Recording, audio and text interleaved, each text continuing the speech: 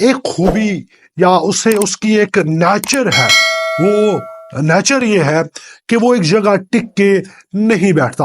اللہ تعالیٰ نے اس کو ایسے ہی پیدا کیا ہوا ہے۔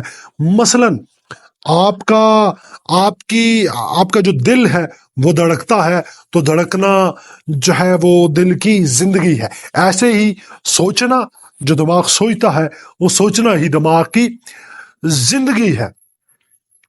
تو دماغ کو جو اگر مختلف کتابوں میں دیکھا جائے تو اسے تشبیہ دی جاتی ہے کہ وہ جو ہے وہ خیالات بندر کی مانند کہیں ایک جگہ وہ ٹک کے بیٹھتا نہیں ہے۔